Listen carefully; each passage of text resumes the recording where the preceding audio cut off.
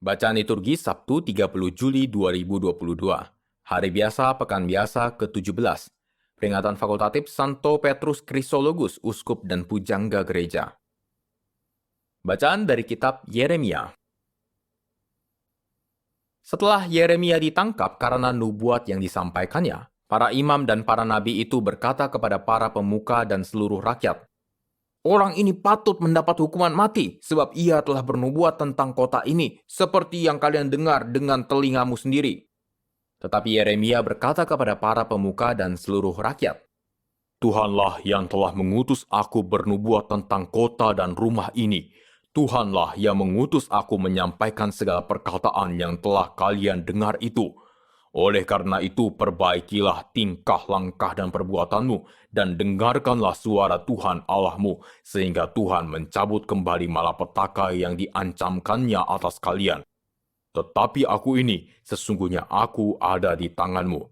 Perbuatlah kepadaku apa yang baik dan benar menurut anggapanmu.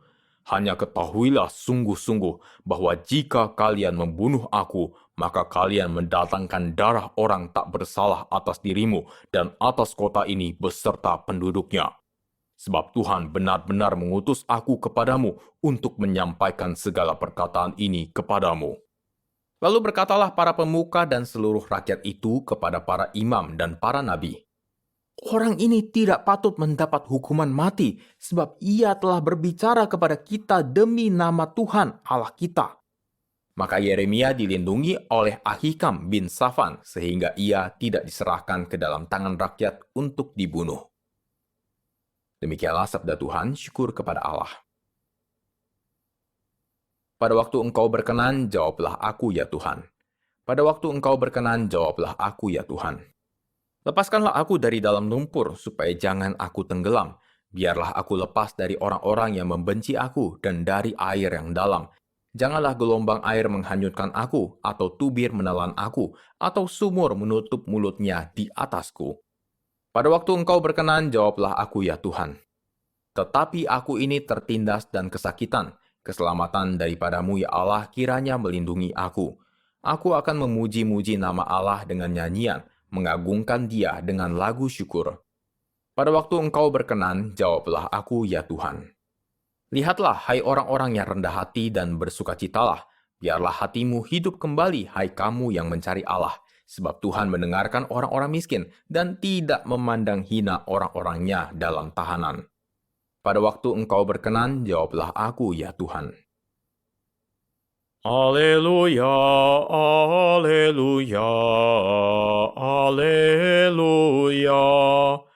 Berbahagialah yang dikejar-kejar karena taat kepada Tuhan, sebab bagi merekalah kerajaan surga.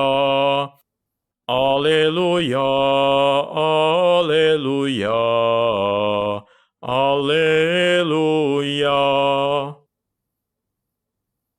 Inilah Injil suci menurut Matius, dimuliakanlah Tuhan. Sekali peristiwa, sampailah berita tentang Yesus kepada Herodes, raja wilayah.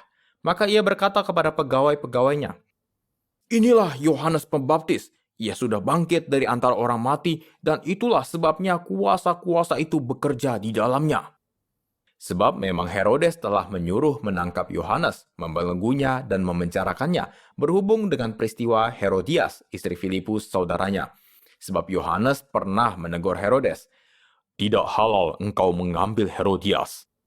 Herodes ingin membunuhnya, tetapi ia takut kepada orang banyak yang memandang Yohanes sebagai nabi. Tetapi pada hari ulang tahun Herodes, menarilah anak perempuan Herodias di tengah-tengah mereka dan menyenangkan hati Herodes.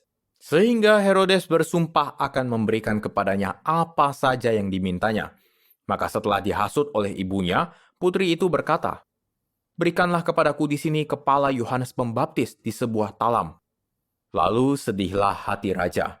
Tetapi karena sumpahnya dan karena tamu-tamunya, diperintahkannya juga untuk memberikannya.